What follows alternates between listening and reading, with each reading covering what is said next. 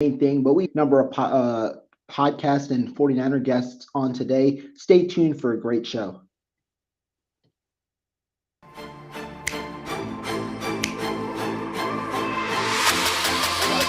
Let's go get him. Let's go get him today, man.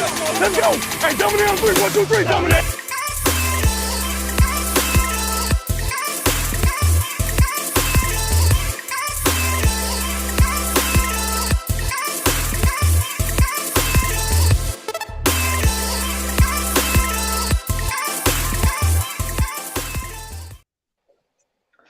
What's up, guys? Welcome back to another episode of 49ers Red Zone. Today, we've got our special roundtable. We don't have 4 guests like last time. We got 5. We've got a full slate of guys.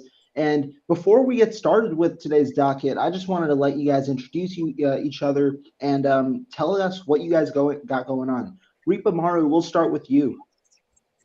Hey, thanks for having me on here. I've been a 49ers fan my whole life. I used to write for the early days of RedZone and Niners Cap Hell, mostly NFL draft and college guy.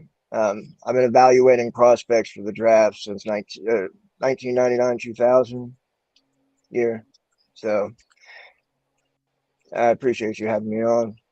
Perfect. And I mean, I love me some 49ers RedZone blood. That's where I currently write. Eric, how about you? So I've been a Niners fan pretty much my entire life. I don't have a podcast, but if enough people start following me and enjoying some of the things I say on Twitter, we'll see. But I grew up in the Bay Area. My family's got season tickets, and I go to anywhere from 3 to 5 games a year. So I'm happy to be here. Thanks for having me on. Yeah, definitely. Brian, what about you? I know you got your podcast. One sec, Brian. I think you're muted right now. There we go. I accidentally hit my mic mute. Yeah, my name is Brian. I got a podcast, Brian Carter 99, and I love the Niners. I grew up not really interested in football at all because I grew up in Seahawks country, about an hour away from Seattle. I moved to Northern California right when Harbaugh took over and fell in love with the Niners ever since. And 10 years as a fan now and got into draft prospecting and film breakdowns and all the fun stuff. I love it. And that's Fred Warner's. I got that this weekend in Vegas. Oh, hell yeah. The Vegas party. Nice. That's what's up. I mean, if people heard about the Seahawk thing, at least they know that you're a full 49er guy now. Jamal, what about you? Yeah, what's going on, everybody? Legal name Jamal Armstrong, but you'll find me on Twitter at YoungJA, or you can call me Young Jaw. I've heard both. I'm comfortable with either one. My Twitter handle, YoungJaw49er.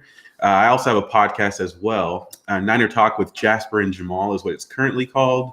We've got some changes potentially coming here pretty soon where the podcast may become exclusively mine.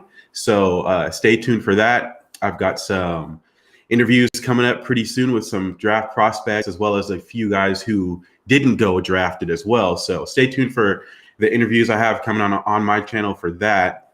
But yeah, just a blessing and honor to be here with you, Rohan, and the rest of you as well. I've had a chance to interact with many of you, not everybody, but many of you. Follow many of you guys on Twitter as well too. So it's just a blessing, honor to be here with you guys. And in a similar way to what Brian just said, I actually lived up in the Pacific Northwest as well too for 7 years. And I've always been a Niner fan. So I've grown up a Niner fan, originally from Southern California, and I've moved many different places. And along the way, I had a chance to live up there in the Pacific Northwest during those Legion of Boom years. So yeah, I hate the Seahawks, but I get where you're coming from. I understand it. And, props to you for hanging strong.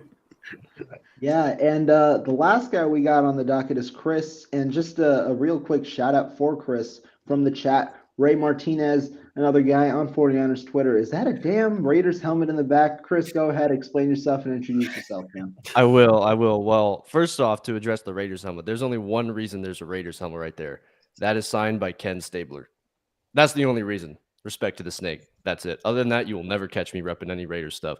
But yeah, so I've been a Niner fan my whole life. I really got more into it closer to when Harbaugh came around, or really like when Singletary was around. So I've been following it ever since. So I run a podcast now. It's still pretty new. It's called The Polo Show. You can find it on YouTube, Spotify, Apple Podcasts. We're also on Amazon Music. If you head to my Twitter, which is my display name right now, it's just Chris Polo and 2 underscores. I have a link tree with every platform there. I'm trying to get that going, trying to get more people on there as well. So yeah, that's something I've been up to, just running that podcast, starting to grow it. I've interacted with a lot of people in the 49er community on Twitter. We obviously have all those spaces that we're doing nonstop. So it's been really awesome just being able to throw myself into it and get to connect with everybody in this community. It's been really awesome. So thanks for having me on. Yeah, definitely.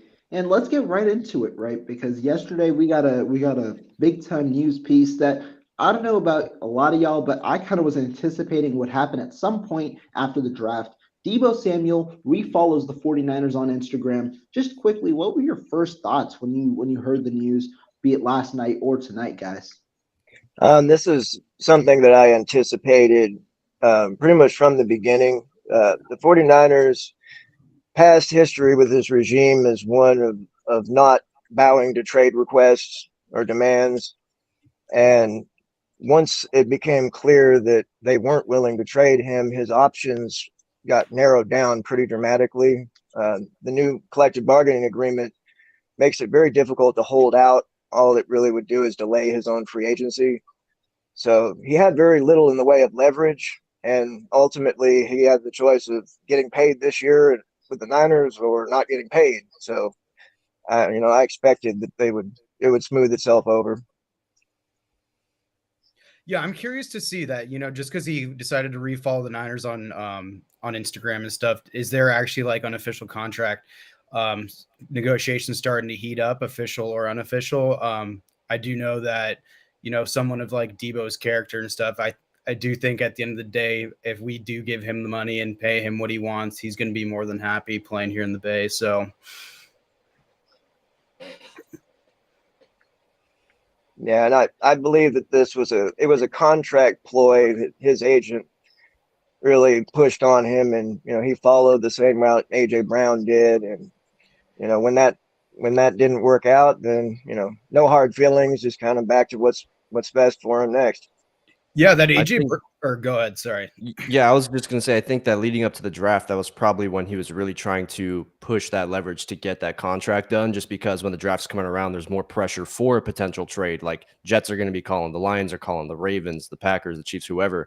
And I think that was just trying to apply more pressure, because it's like, hey, you better get a deal done with me, or else if you don't trade me now, you're not going to get immediate compensation. So I feel like now that the draft is kind of passed, a lot of that situation, it's kind of just simmered down. A lot of the tension simmered down, because now it's just between now and then it's camp.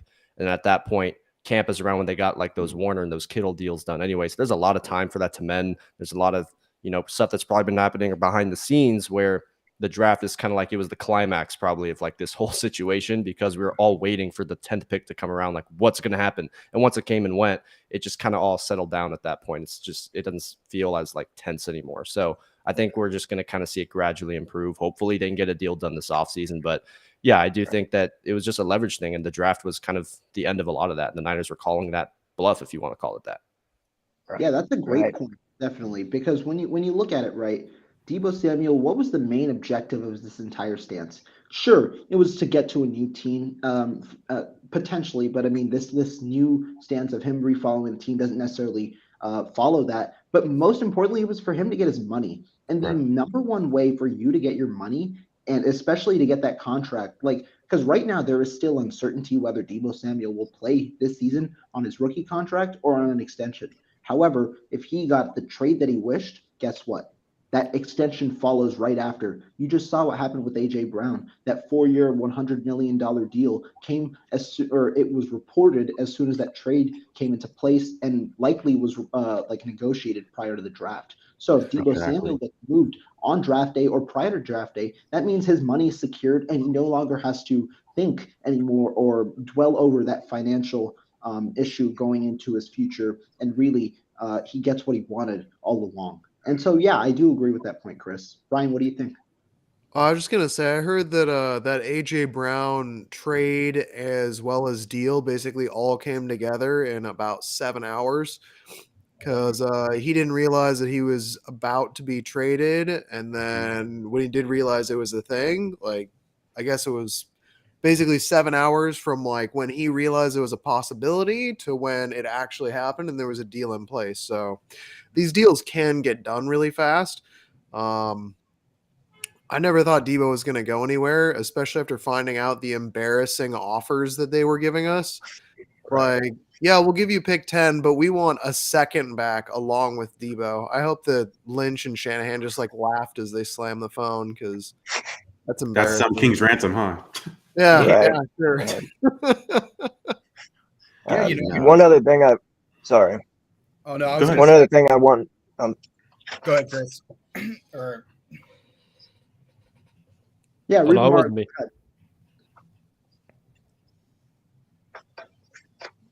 I wanted to add that the AJ Brown deal, once it was announced, not only set the floor, but also set a sort of ceiling for what Deebo Samuel can expect from the extension. It's You know, probably where gonna he be pretty comes close in to at that APY, you're no longer going to blow that 30 million or whatever, you know, he might have hoped for. They're all four of these receivers, DK and McLaurin and Deebo and AJ, they're all going to fall in a pretty close range. So once that first contract is signed, you have a pretty good framework for the other three. And now, whether he plays for the Niners or somewhere else, he knows about what he's going to be offered. So, you know, the impetus for a trade isn't really there anymore. You get my Well, you got to think the deal that just came out there for AJ Brown on draft night gives the 49ers even more leverage than they already had, right? So we've been talking about, and Rohan, I was on your show, what, 3 weeks ago? Just 3 weeks ago, was it? 2-3 weeks ago, just that we talked about this same situation. And I believe that each of you guys touched on the point very, very well. And we talked about this as well before, talking about what leverage does Deebo actually have? What actual leverage is there? And there's people who said he has no leverage. There's people who have said he has some leverage. And then there's those who are just like, whatever. Well, I'd always said he has a little bit of leverage. And the little leverage that he has was more about the exterior, the external, what people are thinking on the outside. Now, does that affect necessarily what the 49ers are going to do? Does that affect their plan? No, not necessarily. But what can he do? He can keep applying outside pressure because that was the only leverage in my mind. That was the only leverage he ever had. And so hearing now, you know, we see AJ Brown got moved. He got traded on draft night. Well, what's the difference between AJ Brown's negotiations and Deebo Samuel and the Niners? The only thing that comes to my mind is AJ Brown was happy to be quiet about it. That's about it, right?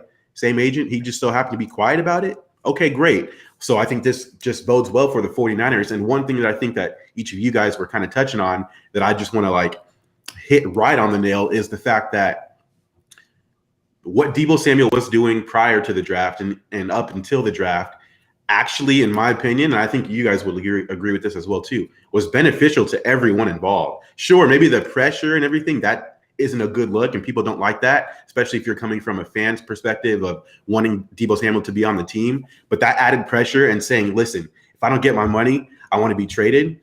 Well, if we do actually have to trade him, that actually benefits the 49ers as well too, if they decide they wanted to trade him, because they could actually get some draft capital back as well, rather than him starting this talking about it a lot more maybe after the draft, like, oh, trade me now because I'm just not going to sign any deal that you guys ever want to put out there. So one thing that I think that you guys all touched on really well that I just wanted to hammer home was, well, I think any little bit of leverage that he had, he used it. The 49ers, as I think Chris had said as well, called his bluff, if that's what we want to call it.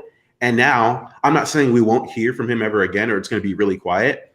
I'll even go as far to say that there's going to be more reports that come out. But I think that everybody here on this panel and those who are tuned in are also smart enough to say, okay, every report that comes out doesn't necessarily mean it's true. Like, I never believe Deebo Samuel cares about how he's being used in the offense. I don't think he just wants to be a wide receiver. We've heard Deebo Samuel talk about being a wide back. We've heard him talk about, we've seen his play on the field. The dude is an alpha. The dude wants the ball in his hands by any means because he wants to score. And I think a lot of us would say, in many ways, he carried us to the playoffs as well too. So that being said, there's going to be a lot of reports that come out. We can choose, what to believe or not. But if you go by what Deebo Samuel has said and by all of his actions leading up, we know the dude wants his money. We know he wants guaranteed money. So the A.J. Brown deal that just came out, I think only helps the 49ers in a framework for a deal. Yeah. Does that mean it'll happen tomorrow? No, not necessarily. Does that mean it'll happen closer to camp? Probably. That's usually kind of when the 49ers get deals done. But as I said a few weeks back, Rohan, I don't think that it's a tradition that they get it done then. I think that's just how business works. It takes time on all sides. Deebo Samuel and his reps have things that they need to agree on. And the 49ers, as well as our side, have things that we're not willing to budge on. I think some of this stuff just takes time. 49ers called him on his bluff, and we'll see where it goes from here.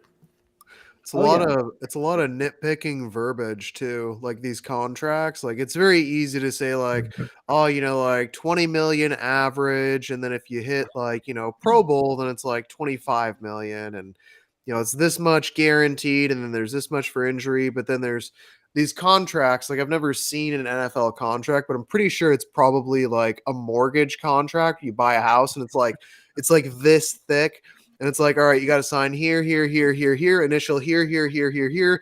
These are the stipulations here. And then you spend like weeks going over it with your attorneys and your contract guys. And I'm sure there's, going to be stipulations in there. Like, if I carry the ball more than 20 times in a season, in my second season, then it kicks off like this 3rd-year incentive. And who knows how many weird little incentives. And Parag Maroth loves to make these complicated team-friendly like contracts with like ins and outs and everything and options. So who knows how long it's going to take. I do wonder though, with this same guy being the agent for Deebo, McLaurin, Metcalf, and AJ Brown, if that does put a little bit of pressure on the teams to get it done faster, because every player wants to be the highest paid and he wants every deal to be the biggest one. So does that mean that you want to maybe pay Deebo first before the other guys, because the other guys are going to half up by $1 million and then half up by $500,000 or whatever? Yeah. On that point, sorry, go ahead. Go ahead, Eric. AJ Brown's getting 57, or I think 57 and some change million guaranteed, and the Niners most amount of money they've ever given in guaranteed money was to Jimmy, I think at around 44, and then Trent Williams, which was right around 48.9, something like that. Yeah. And so you would think that Deebo's got to be getting at least 60, maybe 63, 65. That's been my guess. Yeah. 60. I heard it was actually only like 40 million, and then the other 17 that makes it 57 is only if he's is an injury guarantee. So I can clear that up because obviously again, I wanted to study it, but it's complicated. You're right. So there are like a couple of numbers, right? Guaranteed at signing, then total guarantees, which involves the guaranteed at signing plus the injury guaranteed for injury money. And the 49ers, they're known for mainly using the guarantees as injury guarantees. You've seen it with the Deebo contract where $87.5 million was involved in the deal. However, he only got $19.5 million at signing. The remainder of the guarantees was for injury, hence why it's been a little bit of a struggle for the 49ers over the past couple of seasons, because they've been locked into those injury guarantees every single season and haven't cut him. So for Deebo Samuel, the number at the moment for AJ Brown was 40 million. Now, do I think Deebo Samuel will settle for that low 40 million? No. But I at least believe that Deebo Samuel number provides an equilibrium, because now you have the Tyreek Hill number at 52.5 million and the AJ Brown number at 40 million. The good middle ground is that 46 to 48 million range in terms of guaranteed money. And what that essentially means is the 49ers are looking to guarantee 2 years of Deebo Samuel's contract. That'll be probably the second year and the third year, because he'll probably still end up playing this year on that $4 million cap hit. And so when you look at it, they're looking to guarantee 2 years. It'll essentially be a 3-year deal, just like AJ Brown's deal is essentially a 3-year, $57 million contract. And then the 49ers and Deebo Samuel, then after that, can either say, okay, if it doesn't work out, you move on. But in the likelihood that it does work out, you then negotiate and yet another extension to keep Deebo Samuel 49er essentially for life. But Matt brings up a good question in the comment section. If they make him play out his rookie deal, they'll franchise him next year and then trade him. What do you guys think is the likelihood that Deebo Samuel, or at least what's your prediction? Do you think that Deebo Samuel will end up remaining a 49er and signing a long-term extension this year or not? We can go ahead in the Yeah. roundtable as well. Yes, I believe that Deebo has wanted very much to get paid this year, and that was where the trade demands came in. He didn't want to wait around until July and then see what the Niners offered, and then if that didn't offer what he liked, he could no longer really be traded. So he was trying to push for a deal now, and the Niners didn't want to negotiate now, and that's kind of, I think, where that came from. But Deebo definitely wants to get his money this year, and I don't expect that he's going to want to wait and then be franchised, and the Niners can franchise him again after that. So they really have 3 years of control right now. And yeah, I don't foresee, the Niners obviously are willing to pay him or they would have traded him. So I think both sides want to get a deal done, and Deebo wants his signing bonus this year. So I do believe that he will see kind of the writing on the wall and take the best deal he can get. Yeah, I think you said the big thing right there was signing bonus, because if Deebo doesn't sign an extension, then he's making like $4 million this year, and then next year he's hoping to get paid. If he signs an extension, the instant he signs that extension, he gets that fat signing bonus, whatever that big number is, and that's like, hey man, go buy yourself a couple houses or whatever you want to do. Go set your family up. Yeah. Do whatever you want to do, but like you're getting that money like today when ink meets paper. So there's definitely an incentive to get it done now. Yeah, and I mean, I totally can understand why he wants to get a contract done this offseason. I mean, especially how the Niners used him a lot last year, a lot more in the running game.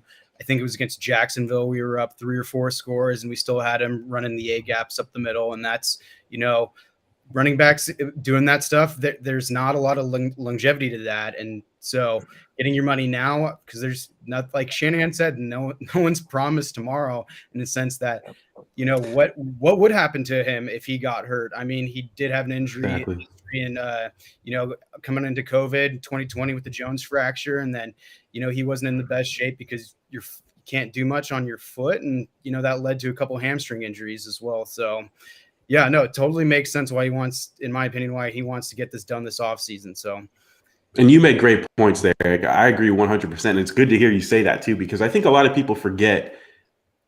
I don't want to say forget. Just put yourself in his shoes, right? He's not just an athlete. He's not just someone that goes on the field and just plays with he's an intelligent human being, right? And so if you're an intelligent human being who has not only the ability to go on the football field and make plays and be one of the top 3 weapons in the league, he's also a product and a service. And so he's thinking about it that way as well too. Like, okay, I'm eligible for an extension now coming off of an all-pro season. Okay, great. So maybe do I want to wait and bank on myself doing this again next year? I mean, I could do that, but I also live in the real world, and I also understand that injuries can happen. That doesn't mean they will, but they can. So if I put myself in Deebo Samuel's shoes, am I looking for an extension this offseason? Oh, you're damn right I am, especially the way that I'm getting used in this offense. I have the ability to go into the backfield. I have the ability to line in the slot. I have the ability to line out wide. And everything that you've asked me to do, I've been able to do it at an elite level. So I just wanted to mention that, because I do think that people do think about it from a fan perspective, which is absolutely fine, but also to remember that if you put yourself in his shoes, we would be asking for our money as well too. The last thing I'll say, just in regards to the question that Matt brought up as well too, I think, and I'm going to put myself out there, this might hurt some other franchises' feelings if they were to listen and hear this, but there are certain, I think, organizations who do business a certain way, and I do not see the 49ers as a team that would want to franchise tag him and have him play on a franchise tag. Now, if it were to come to that situation, would he do it? Yeah, I think so, because that's a lot of guaranteed money for him on that 1-year deal. Like, he would take that money. I believe it's the average of the top 10 wide receivers. If he were to get franchise tagged, I think that's what it is, right? Yeah, it is. For that 1 year. So of course he would do it. Right. Would he do it happily? That who knows about that? I'm not Deebo Samuel, so I can't answer on that. But I mentioned that because I just don't think the 49ers do business that way. If it were to come to that, I truly think they would probably look for a trade before that were to happen. But if it were to happen, I think that he would do it. Now, I think the 49ers will get a deal done with him long term. I definitely expect that. But in this hypothetical situation that he's talking about him finishing his contract, franchise tagging him, then trading him, the only way I could even see that being a possibility is if we see the development from Danny Gray, if we get other wide receivers, next year as well too, or even somebody that comes in free agency. Like if they have contingency plans there and these guys are also like blossoming into the players that they can become at their highest peak, then you can start having the flexibility to potentially look at that and say, can we get similar production out of a Danny Gray? That's not going to be the same way as a Deebo Samuel. Is this guy reaching his peak though with Trey Lance to be able to potentially move off of a Deebo Samuel? I don't think anyone wants to do that, but that's the only way I can start thinking about it as, okay, maybe they would entertain the idea of it. Yeah, and to kind of answer, that question, I was talking about this last night. I was on the Niner Fanatic podcast with Peter Lucas, and we were kind of talking about this same scenario of a Deebo Samuel situation in terms of getting a deal done. And yeah, and basically, what I was saying was, for me, if he's going to be a Niner in 2023, a deal has to get done in this offseason, because if the indication really is that there's been some personal stuff, he's not really talking to them a lot this offseason, not really cooperating. If you put him out there this year, right, and he's on that same rookie deal, let's say he gets injured or something and he misses 6 games. What are teams going to do in free agency? They're going to use that against him. Like, oh, that's a couple years now. You've missed a chunk of games. We can't really rely on you. We can't guarantee you as much money. We're going to throw the injury prone tag on you. And then at that point, maybe that affects his negotiation process in that offseason. Maybe it makes him not really want to play for the Niners as much because he was kind of demanding this deal to avoid that situation. So if something like that were to happen, right, we're talking hypothetical.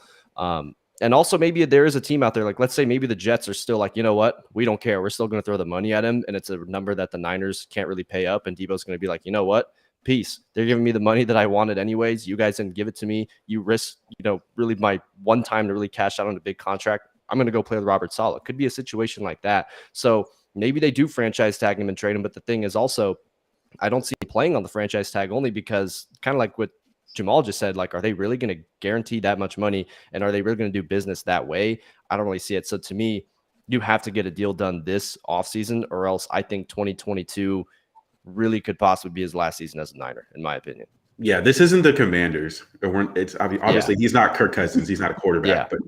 But with all due respect, we don't do business that way. Yeah, we do not. I'm still calling the football team. Yeah.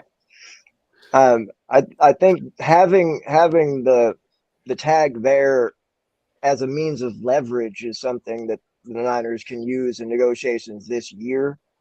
But no, I don't think that they would in the end want to sit him through 2 years of franchise tags and then let him walk and have that kind of acrimonious relationship. And I think in that event, you're probably right. They might apply the tag and try to do a last minute extension and then maybe trade him if that fails. But yeah, I ultimately, I think his injury history and that leverage will lead him to signing the extension just because there's so much risk of playing out that rookie deal and then something going wrong. And then suddenly you're looking at, 15, 16 million APY instead of 25.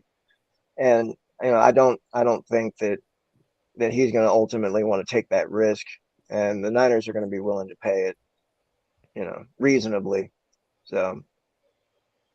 Yeah, definitely. And I mean, Deebo Samuel, this situation with how the 49ers have resolved situations like this in the past, there is like that optimism, right? In a way that a deal will eventually get done, whatever it may be. It seems the indication, at least it seems like that it might be done earlier than we've seen prior deals being done.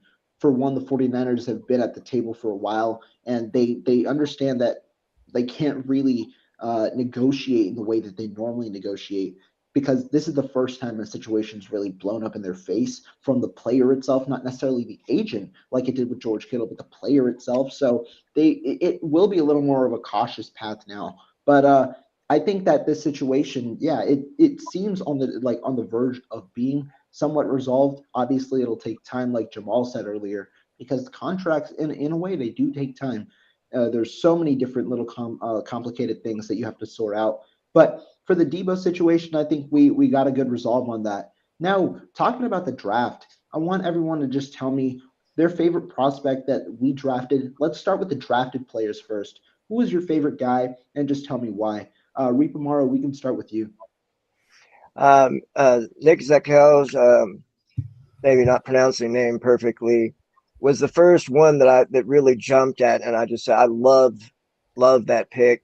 A player who is off the charts athletically, but also just a nasty physical blocker, and someone that I think was probably 100 or so picks behind where his value was, at least on my board. So I think that's one that we're going to ultimately look back in a couple of years, like Greenlaw or Kittle, maybe that extreme, but we're going to look back in a couple of years and go, what in the world were teams thinking? Where you had, you let this player fall that far, and the Niners have a great track record in the latter rounds of pulling starters and great production there. And I think that he's going to be that one this year. My favorite prospect that we ended up getting drafted was actually Drake Jackson. I actually saw him a decent amount out of USC, and it shouldn't be really surprising that the Niners drafted another player to go on their defensive line. I mean, they've shown year after year that at least defensively, that's where they live. They live and they want to dominate in the trenches, whether to get after the quarterback or to stop the run. And so I'm honestly really high on him. He ran a 4.5 40, and I think he's going to line up on the other side against Bosa. I don't expect him to start right away, but I do think as the season goes on, another depth piece, but a guy who's actually going to get a lot of snaps and a guy who could come in and make an immediate impact. Now, I know one of the knocks against him was some of his hand techniques and everything, but with Chris Eric, our defensive line coach, I've got the utmost confidence and respect that he'll come in and play immediately. So I like a few of them. Just keeping it real, like he said right there, Drake Jackson, pumped about that one. I didn't like them picking the running back that early, but after watching some of him, I'm like, all right, this guy likes to, just kind of bulldoze through people, and that could be fun.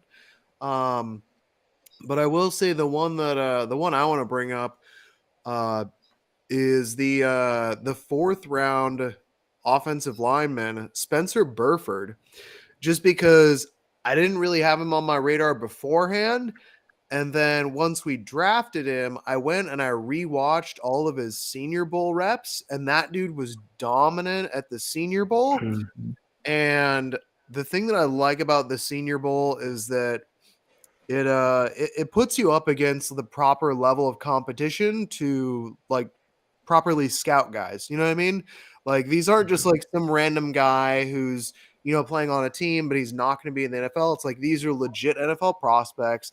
They're going to be drafted. You're going to be drafted. How do you do against other like legit NFL prospects? And I remember watching just Spencer Burford practice reps and being like, dude, this kid's legit. So I'm pumped about him. I think he has a legit opportunity to start on the offensive line.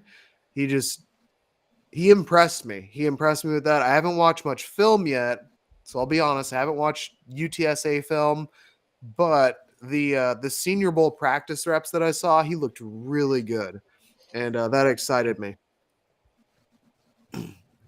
Yeah, that's a great point. I don't know if many of you know this, but I'm a USC fan, so obviously I like Drake Jackson. One thing I don't like is obviously being a USC fan, we didn't use him right throughout his time at USC. Now his freshman year, thought he was really good, had a really good freshman season, but moving him around, having him fluctuate his weight, going through 2 to 3 different schemes, different defensive coordinators, I'd say it's hard to find some consistency and a real good rhythm, and to be able to consistently put out good tape at whatever position it is you're really going to be at. Go ahead. almost like Jimmy Ward's first few years. It's like, is he corner, Corner, safety, safety, nickel? absolutely. Yeah. Absolutely that. And so, but that's back to the next point I was just going to make. He was asked to do so many different things. He was asked to fluctuate his weight. And in my personal opinion, he was solid at it. Whatever he was asked to do, he was able to be a solid player because I think he's a really good athlete. First and foremost, he's a really good athlete.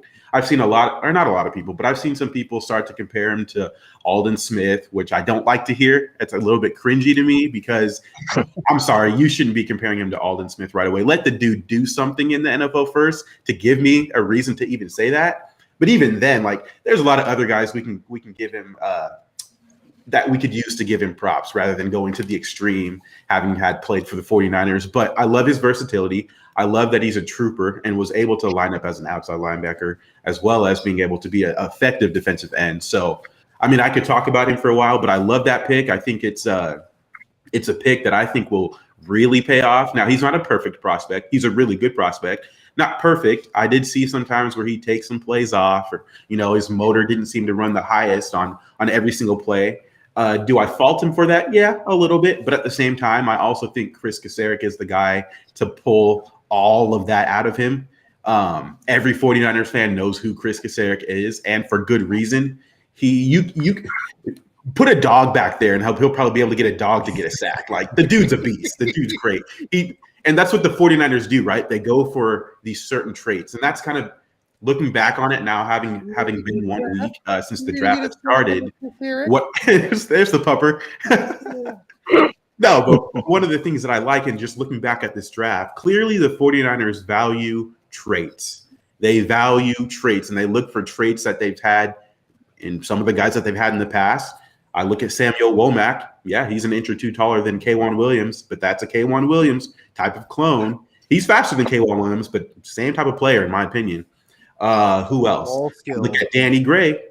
He's a fast dude that's early on in his career anyway. I expect him to be Travis Benjamin-like. I think he's going to be, clear out routes. I expect him to grow to be more than that. But early on in his career, I believe that he's going to be Travis Benjamin-like. Kalia Davis, he reminds me a lot of DJ Jones. So clearly they go for traits, right? A guy with 6 foot, 300 pounds. Kalia Davis, I think, has a chance to be a really good player as well, too. So my main point, I like Drake Jackson a lot. I like Danny Gray quite a bit, too.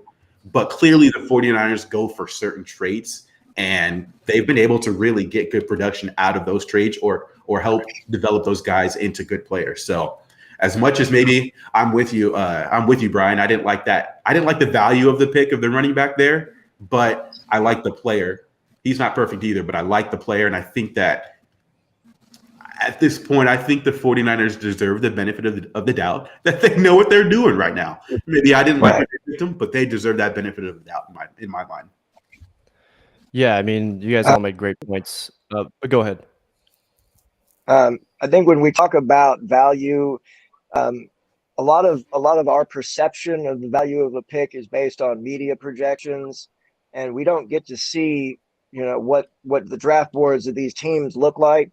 So while we might, look at it and say, well, that looks like a reach in the third round, but we don't know. There could have been, a dozen teams that had him with a third or early fourth round grade. And, the media is often, a bit off the mark. We saw with Donovan West, everyone in the media had him in third round and goes completely undrafted. And so, it's a little bit tinged, based on media projections. And I think the Niners, like you said, definitely deserve the benefit of the doubt when it comes to where they have guys valued on their draft board. And one guy that we hadn't brought up, Tariq Castro-Fields, I think has some special traits that we're talking about. And I think he has a chance to be really good long-term, incredible athlete. And, as you said, the Niners value traits, maybe above necessarily production or everything you see on tape. They're looking for specific traits for your position that they can mold into something long-term. Yeah, no, I agree with pretty much everything you guys said. Listen, my favorite pick, this is going to shock some people, Brock Purdy. Listen, here's why. You start Jimmy Garoppolo all season. You let him sit and learn behind him in 2022. Okay. Then you extend Jimmy Garoppolo. Yes, you extend This him. guy. And then next year, you have a triple-headed quarterback room with Garoppolo, Trey Lance, and Brock Purdy. And John Lynch is talking about how great of a problem that is to have next year. And you have the best quarterback room in the NFL. No, I'm just playing. Chris, I hate you. And then you But, gotta flip Sudfeld for a first rounder. Yes, or in a four. Who cares? No, my favorite pick was Drake Jackson just because of exactly everything Jamal was saying. He was not used correctly. You put a year of him and Chris Kasarik, like the way he's going to be utilizing him correctly. Like they have all this tape on him. They know exactly how they want to use him in their defense on the opposite side of Nick Bosa. Like that's really what's about. Look at what they did on their defense, right? People are freaking out about safety, and I get it, but when they added Charvarius Ward, that cleans up things in the secondary. Now you're adding someone else who has the potential to be that starter every single Sunday on the opposite side of Nick Bosa, where if you have Bosa playing and you have Armstead playing well inside and Kinlaw playing well inside, now you have Drake Jackson and other rotational guys. Nick Bosa, who was double teamed the most in the NFL, if you can take that pressure off of him, you've improved your pass rush, you've improved your secondary, and that's where your defense is going to be really locked down. So I love the Drake Jackson pick because he's a beast. He's a beast, and if you use him correctly and you have him playing at his comfortable weight, I think that can just be incredible for the Niners, especially just for Nick Bosa, getting him some help. I mean, look at the numbers he put up while being double teamed the most in the league. So that's was my favorite pick. I also really did like the Tyrion Davis-Price pick, not where he was picked at, but again, like you guys are mentioning, and I brought this up last night too, there probably was a team around that area in the draft where they had good indication he was going to get taken, so that's probably why they took him there. But if you think about the situation they have, right, Elijah Mitchell was used at a higher volume than most running backs are ever used in a Kyle Shanahan offense, and he was injured a lot to the point where the whole running back room was injured. They had to go to Deebo Samuel, and you can tell you don't really want to use him as much as they did last year like that, just because it can be really detrimental to his health. So Tyrion Davis-Price being a physical guy, personally, I feel like they're drafting him that high. He's not coming in to just be some rotational back who barely gets usage like Trey Sermon was barely seeing the field. I think this dude's coming in with possibly the expectations to have a big contribution in the backfield because I think they really want to be able to split those carries up because they're kind of a running back by committee team. And I think they want to divide it up a little bit more. Maybe Trey Sermon isn't like as bad as we all think he is, and they just want someone else to get in the mix with him this year. I don't know if Jeff Wilson makes the team or what happens there, but if you can split it up and get good production from these running backs and you're able to keep Elijah Mitchell more fresh, you're able to keep Deebo more fresh and just utilize him as a receiver with Trey Lance, I think that could be what they're going for. I mean, look at 2019. Matt Breida for a time was leading the NFL in yards per carry, right? Like the production they get from these running backs is insane. Like there might be someone else who comes on this team who we had no idea about and ends up getting like 4 starts next year. That's just the way that they develop running backs. So I really did like that pick. I have high expectations for it just because this is the second year in a row they're picking a running back in that 3rd round. So I'm expecting some serious production if they're willing to do that a second year in a row for this guy. But yeah, I liked those 2 picks. Yeah, the Ty Davis-Price, he's fun. I remember I heard Chris Sims had him ranked as like his 4th or 5th top running back, and I was like, really? Like I haven't even heard of this guy. And then last night I watched like 4 games of his last night, just like every carry in like 4 games. You know, YouTube does that. You do like Ty Davis-Price versus, and it shows you like every run, every play, and the dude just like runs through tackles, and like you hit him on the side, he keeps running. You hit him on the front, and he just like runs through you. You get on top of him, and he just doesn't drags stop churning. you, and he just keeps on going. He's like a little I don't know. He's like a little like locomotive train or a bulldozer or something. But it's like you try and drag him down, he just gets like 3, 4, 5 yards like every single time after contact. And I know it's one thing that Elijah Mitchell, I love Elijah Mitchell, actually wanted the Niners to draft him before they did. I remember watching his Lafayette highlights being like, this guy was Shanahan. But Elijah Mitchell doesn't have the power to like, you know, drive through guys and gain like extra 2, 3, 5 yards after contact. I think this guy is going to be that like late in the game, just like we're going to grind out this win with our 10, 15 point lead or whatever. So actually, he's much better through the. I'm with you, right? He's much. He seems more of like a one cut type back, but he actually does have some wiggle, and he is pretty quick. He's actually faster than Trey Sermon, at least when Trey Sermon was coming out. They're about the same size. I think he has a little bit more weight on him, but he runs 4.48. Like he's not slow by any means. And what I've seen on the tape that I've seen anyway, when he does hit the hole and he does get to the open field, he can pull away a little bit. And I think that was a little bit of some of the I don't want to say concern, some of the issue there with Elijah Mitchell. He kind of hits that, and once he gets to his top speed, he kind of gets tired out, and guys have caught him. Now, I'm not saying guys won't do that with Ty Davis-Price because, once you're getting the amount of carries that Elijah Mitchell did get, you're going to be tired. I totally understand that. But I also felt like you had just said, he churns his legs. He's a bigger back, a little bit harder to bring down. Now, I didn't think he was perfect. Like he's just like angry at the ground. Right. I've been saying, and I think Chris agrees with me. I think Chris said this as well, too. I was tuning in, listening to the podcast last night. But he reminds me of Leonard Fournette. He really does. And I think when I say that, I have to say like what I mean by that, because Leonard Fournette, the prospect coming out, I think I can comfortably say he was a generational prospect. Coming out, Leonard Fournette was the truth. The dude was a beast. But when I say he reminds me of Leonard Fournette, I'm talking about the NFL Leonard Fournette, what I've seen from him in the NFL.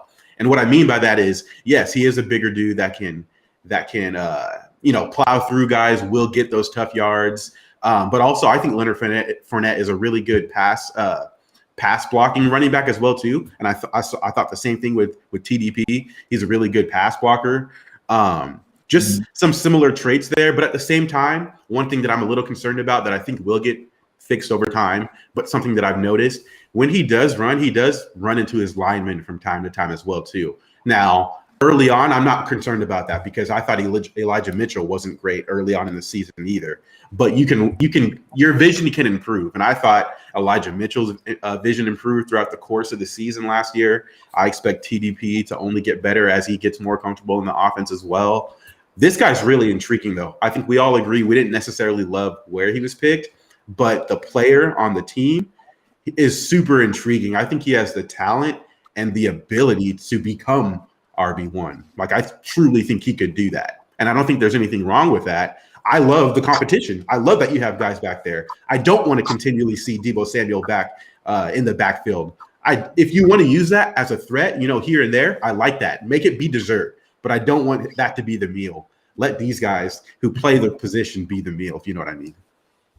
I think what gets overlooked a little bit about Ty Davis-Price, as I went through the tape and the evaluations, the LSU offense was really disastrous for much of last year, particularly along the offensive line. They struggled. Their run blocking was not very good, and I think that kind of drags down what people thought of the running back as a prospect running behind that offensive line.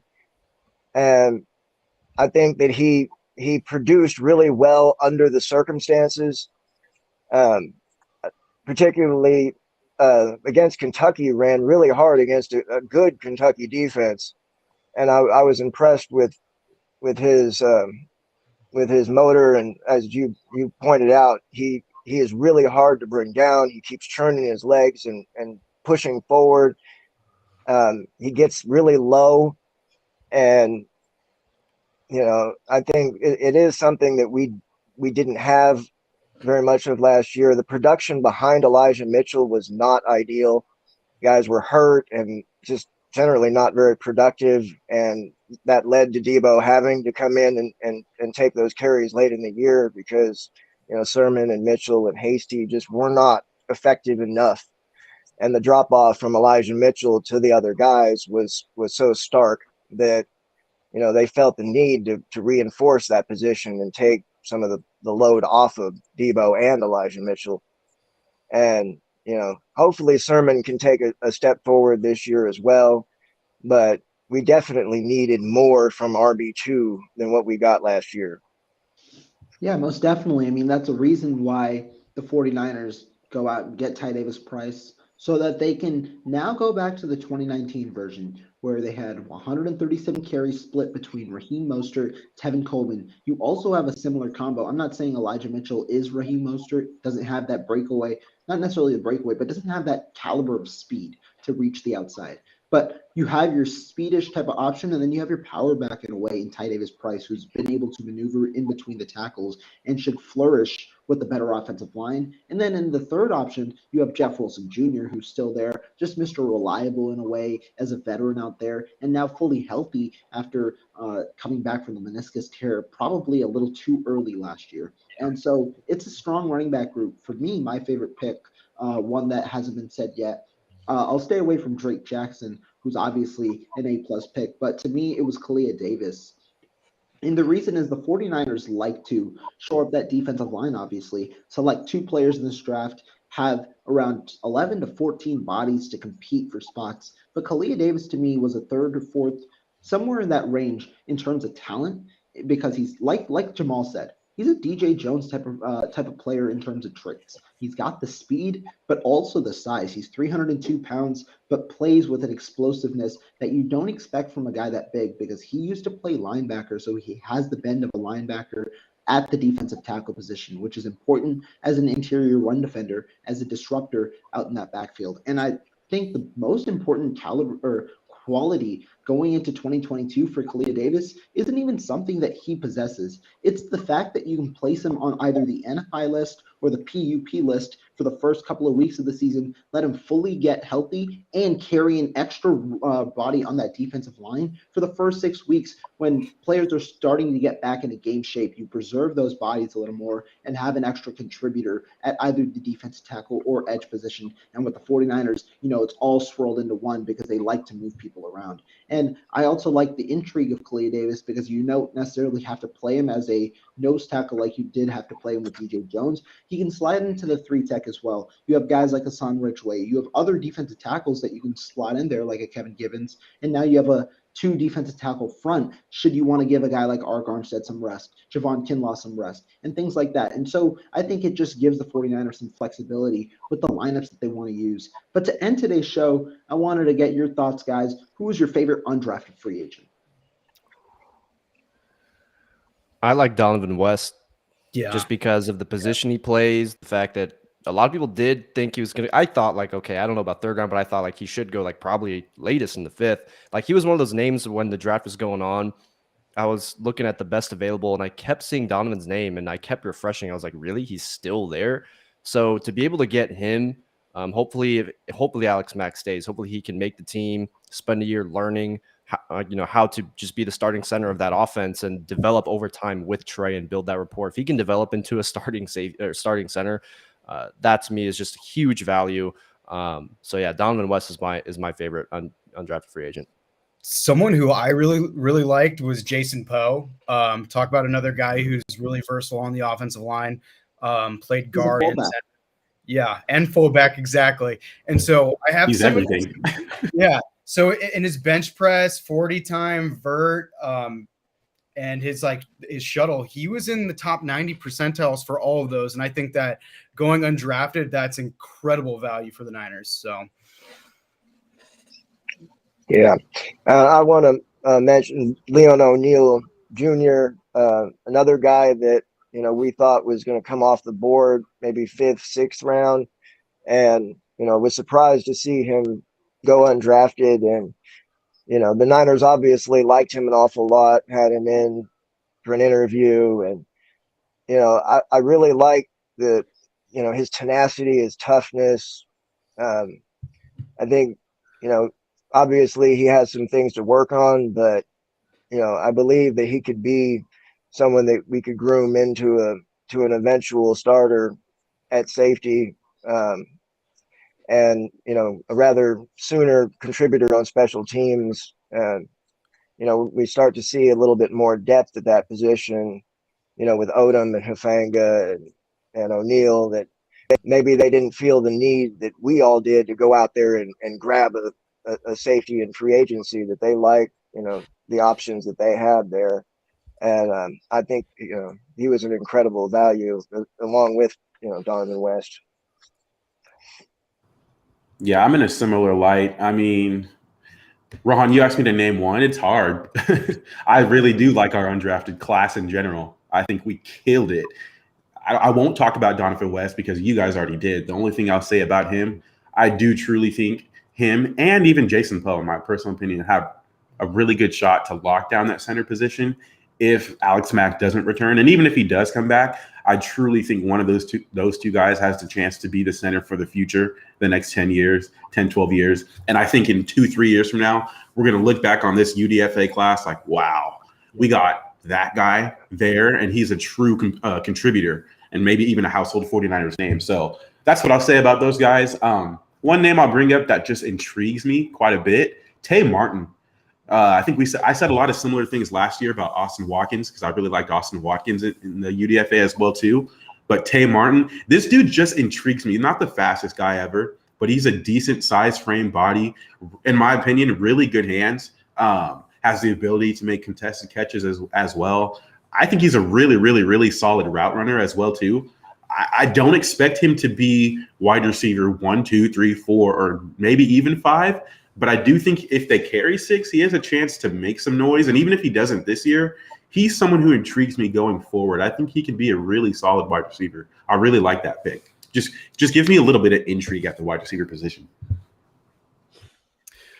Yeah. Yeah. And the Niners have some good history at developing, UDFAs. We have Mosley and Al-Shire, these guys who came in as undrafted free agents and Kendrick Bourne ended up being major contributors here. Yeah, there quite a few guys. Yeah, so they deserve credit for that. Go ahead. Yeah, absolutely. I think this class has the ability to have one or two, maybe more guys who come in and end up, with final roster spots. I think they did a great job. You said. Yeah, Brian, go ahead. Oh yeah, I was gonna say pretty much everybody that everyone else had mentioned. Feel like I'm trying to like pull straws here to see like who's left on here that I also liked. I liked Tay Martin, who obviously Donovan West, Leon O'Neal, Jason Poe. Those are all fun. Tay Martin, I really like just like his body control and agility. He looked like he was just making all these like just really impressive like acrobatic contested catches. So it's always really fun having a guy who can just make not necessarily like they have to be a wow play, but like you throw it, he adjusts and just can like reach out and snag it no matter where it's at. Also, I haven't had a chance to watch the tape, but I watched like 60 seconds highlights, which is obviously how you scout. But Taylor Hawkins out of San Diego State, like a corner/safety. I saw him like lining up at corner, and then I saw him hitting guys like a linebacker, and I was like, I'm going to have to watch this guy because I know that we all really wanted a safety. This guy runs a 4.5. It looks like he can cover like a corner, and he looks like he likes to enforce like a box safety. So I'm going to have to watch because I hadn't heard about him, but they picked him up. I watched 30 seconds of highlights, and I was like, I like this kid. So, yeah, I guess those would probably be my two. And one thing, I know we didn't really talk about Danny Gray that much, but I was about to say that. What he's going to do, like stretching this offense, I can't wait to see how he's going to open things up. Not only just like vertical deep shots, but like clearing out over the middle. Like, it's going to open like up a real clear field. out. Open up the entire field. You've got Deebo, Ayuk, or assuming Deebo stays, you have Deebo, Ayuk. Then you could have like I don't know, Jawan Jennings or Ray McLeod. And then you got Danny Gray. George Kittle is a pass catcher with Kyle Shanahan scheming everything. There's a lot of possibilities. 4 through Danny Gray just streaking. Like, wow. And Brock Purdy at quarterback, man. Let's go. That we go with a couple of empty sets even this year. We saw the Rams implemented a ton last year where you have 5 wide receivers out, 5 offensive linemen and the quarterback, and you have those 4 guys that we just mentioned alongside George Kittle at the tight end position.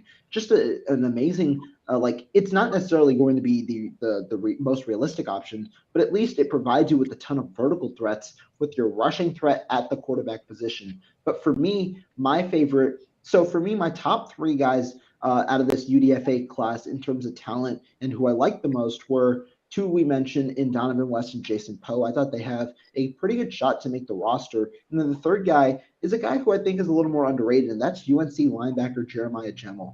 And for me, UNC linebacker Jeremiah Gemmell he's a guy where you can understand why he fell. He's only 225 pounds, 220, 225 pounds at the linebacker position. And really in the NFL, you see some teams are scared to draft those type of guys because you don't know how to implement these smaller linebackers into your defense. Jeremiah Owusu-Koramoah fell from a first-round pick to number 53 or 52 overall to the Cleveland Browns. But then there are those small select amount of teams that know how to implement these guys, and they become gems. And so for me, Gemmell, I think he's pretty instinctive. He was nicknamed the General for that specific reason at UNC itself. And to me, he's a good leader. He has that like the intangibles, but he's also instinctive. And despite what his 40 time might indicate, I think he ran in the 4.7s. He's got pretty good range at his size and speed for a linebacker. So as a practice squad guy or as a potential Demetrius Flanagan-Fowles replacement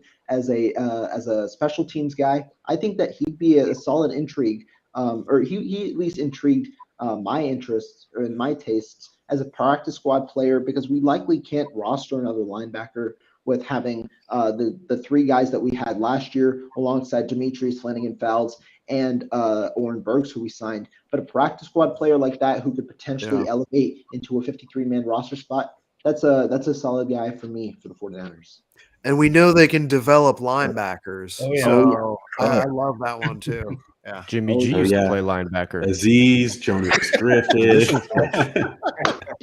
We can also transition safeties to linebackers pretty well too. So hey, we never Trey know. Lance We'll plays see safety. what happens. He's recruited to play safety. It's just opening the doors for Brock Purdy. Yeah, I'm just he telling was. you, that made a lot more sense.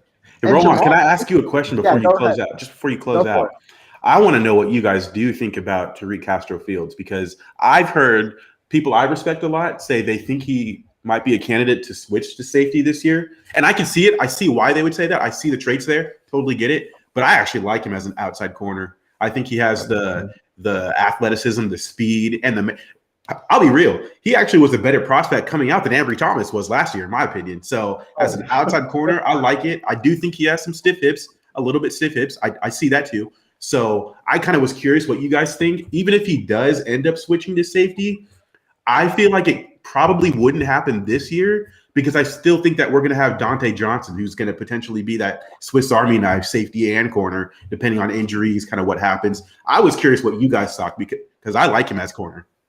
And I brought him up earlier in the show, and he tested athletically absolutely off the charts. You know, fast, and I think he has good ball skills. I do see him as an outside corner long term.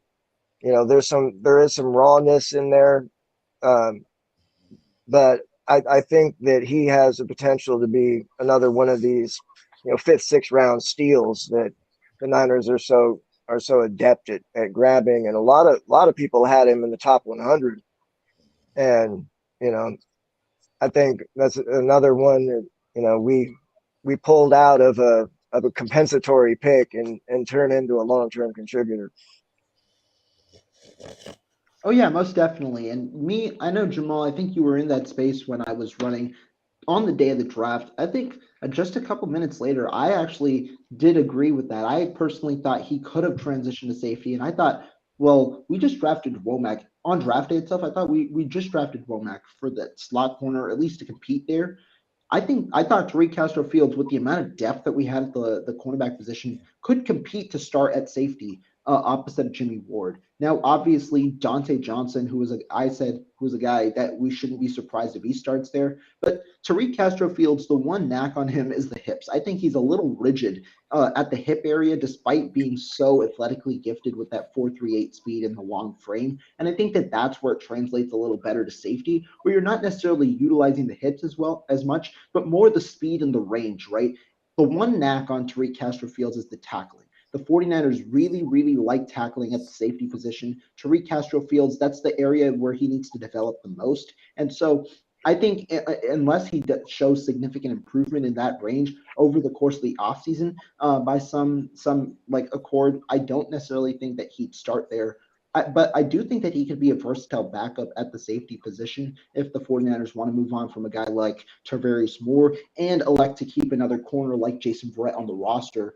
Because the 49ers there's so much depth on that roster. And I think that if they try and waive him and move him to the practice squad, he's going to be picked up because he's too athletically gifted for the 49ers, and they're going to lose out on him if they try and do that. So I do think he remains on the 53-man roster. But yeah, it's a great question because it's intriguing to see, is he going to end up as a corner or as a safety? Because we have tons of depth, especially at the corner position going into this offseason. Yeah, it's going to be interesting because I think camp is going to be really fun. I want to be there. I think we have a super deep roster, actually, especially after the draft. And so the camp battles are going to be interesting really everywhere. But I think corner is going to be really interesting. Safety, whoever starts, whether it's George Odom, whether it's, whoever, I think it's going to be really interesting what happens there as well, too. I think just the last little comment I would say, and I think Brian wanted to say something as well, too. What do you – I don't think – question. Go ahead. Oh yeah, just in regards to Tyreek, I 100% think he's an outside corner. What I saw, and again, I'm not a huge scout, but I watched 1 or 2 games and his Senior Bowl stuff. To me, he looked at his best and most comfortable when he was in like a pressed man type of assignment, and he looked his most uncomfortable when he was in an off zone. And if you're telling me you want to convert a press man corner who's not the greatest at tackling into a full-time off-zone safety, to me that makes zero sense. I understand the hip stiffness, but to me he's a press man corner. Hey, Ambry was a press man too, and they like to use him off coverage too. So we never really know. I can't say either way. For like half a season. Right, absolutely. I think that's something that the Niners have shown that the intention of moving to more press man. I think Ambry was drafted in that light. Travarius Ward, who excels in press man, and the guys they drafted this year, I think we're going to see more of that. Ambry was used a little bit off last year because we were still kind of schemed that way. But I think we're going to be moving more to press man. And Womack, I don't think anyone mentioned, even at 5'9", he is super long. Yep. His wingspan is 6'3". Yep. I don't think that his height is going to be a limitation. No. I think he can absolutely play not just in the slot, but he could play outside with his length if necessary. You and I see eye to eye on quite a few things. Just the things that I've heard you say today are a lot of things that I'm right there with you. I think Rohan was in the space actually the other day when we were I was talking about the corners. And I said, the one thing that I said was, so the 49ers, they do play a lot of off-man coverage, right? But I think with the draft picks, with Ambry, as you just said, with Tariq Castro-Fields, and with what I said was with the way our season ended last year in the NFC Championship game, how did we get beat? We were getting sliced and diced in off-man coverage. Odell Beckham Jr., Cooper Kupp, they were dicing us up in off-man coverage. Now, does that mean the 49ers are going to go totally towards press man? No, I don't think so. But what I said was, I think on specific downs, they have the guys now to say, okay, this is a big down, 3rd down and 7, game on the line. I need someone to go get in that MF's face, go get in that face and stop this play.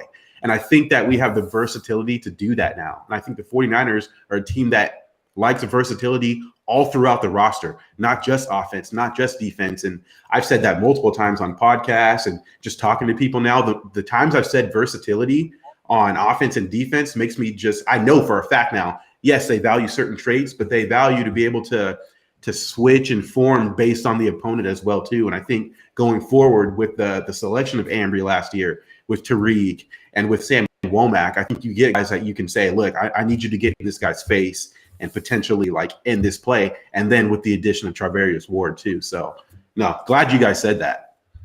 Yeah, I think they're doing all that because they really a lot of the tighten times up on, Oh, sorry. I was just going to say a lot of the times you combine a blitz with a press because that extra 1 or 2 seconds that you get pressing is enough time for the blitz to hit.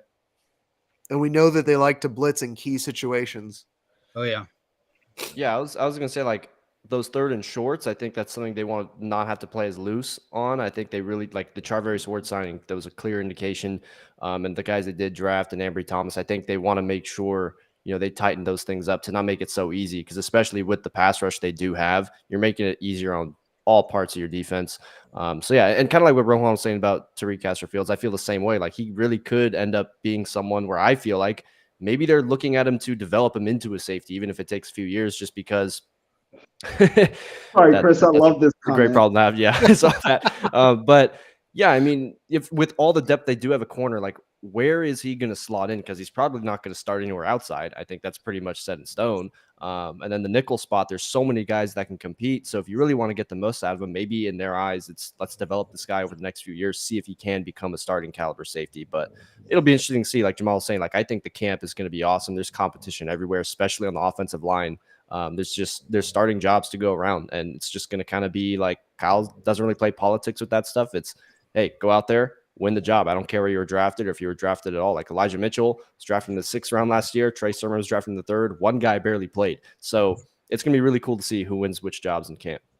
Yeah, and real quick, going to Brian's point about man press and blitz, I wanted to get back to Womack because I think Womack, like he had some of those blitzing moments in college, and I think they're going to be best expressed in the system, right? At the slot position, you're a little bigger than K1 Williams, who excelled at that role in the past years, where he could utilize that small frame, but he had that toughness to get to the quarterback on those timely blitzes we saw on multiple occasions from D'Amico last year. But now with a 190-pound corner who's got a ton of speed, guess what? That presents like an imposing challenge on defenses on those 3rd and shorts, because now they have to account for another body and much quicker than they might have had to before. So while K1 definitely is the more technical cornerback, I think that also presents an extra challenge, and it would provide the 49ers a benefit with that man press scheme that they looked to go to with Charvarius Ward at the helm, with Emmanuel Mosley, who played well in the system last year, and Ambry Thomas, who was drafted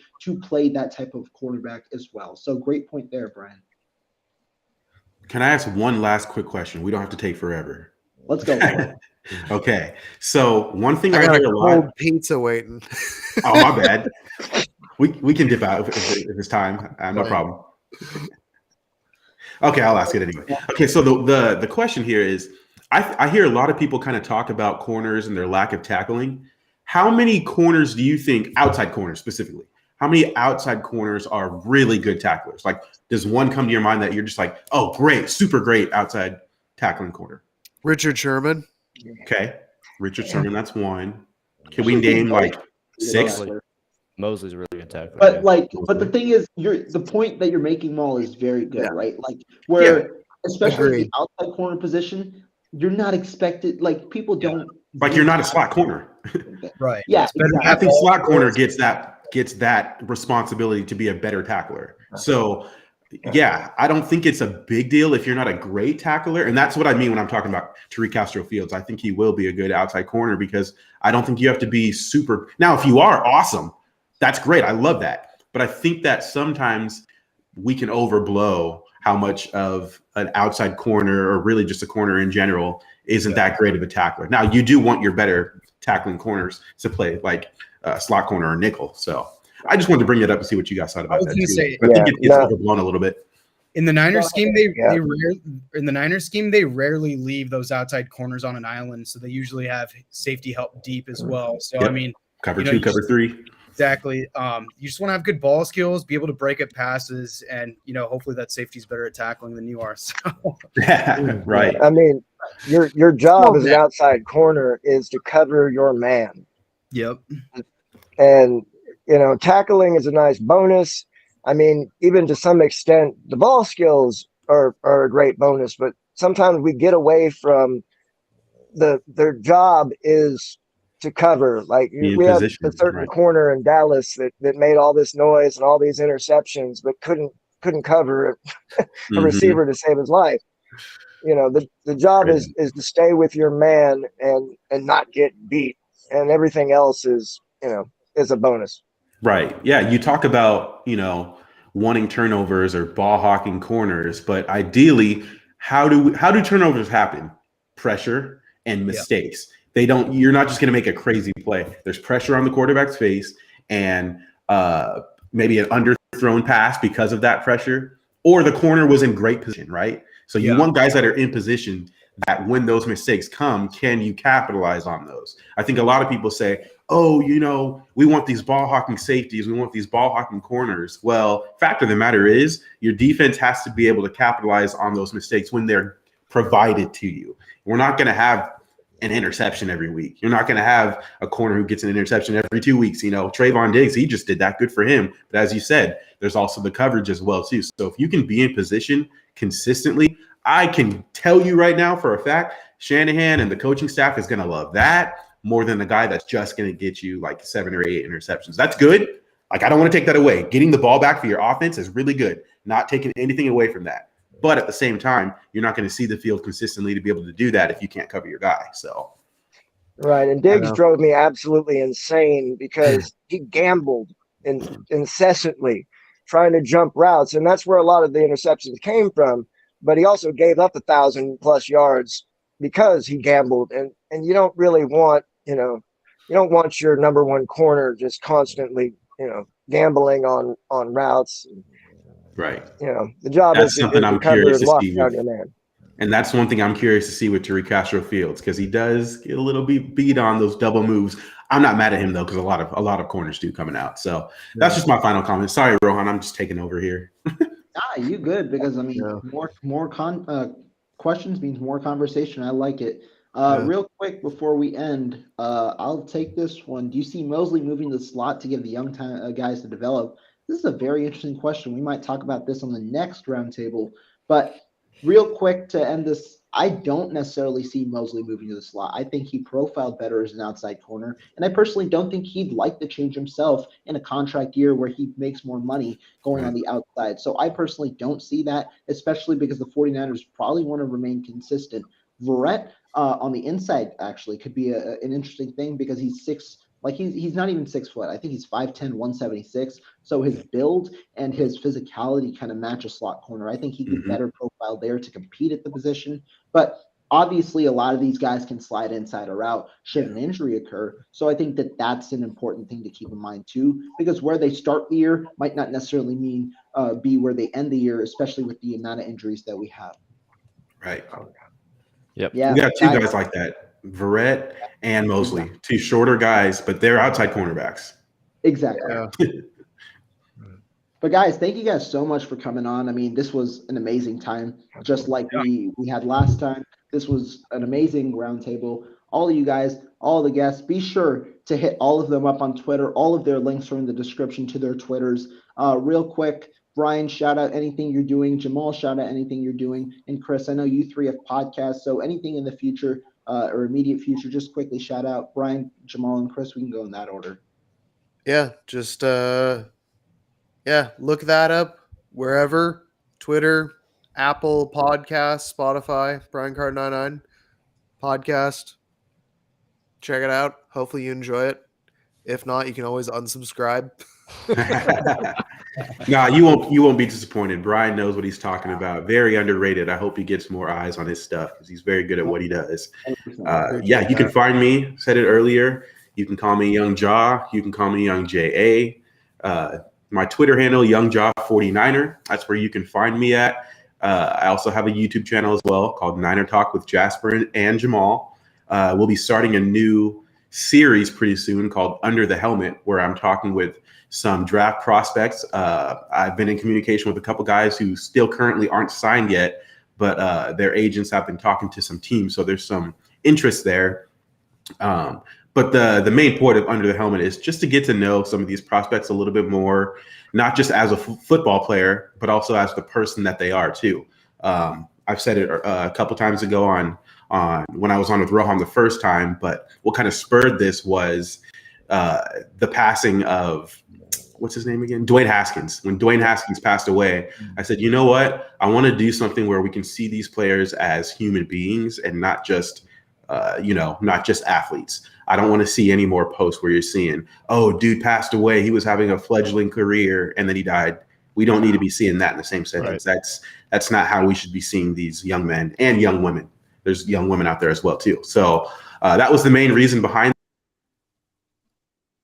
it. We'll be getting to know this prospects, not only just, we'll talk about that stuff too, but we'll also get to know a little bit more about the person, how they got interested in football, maybe some of their life upbringing as well too. I'm just intrigued by that, and I think that these athletes deserve to have a platform where they can talk about themselves a little bit as the person that they are, the entrepreneur maybe that they are, or the other interests outside of football. So we can see them as more than just, not just an athlete, right?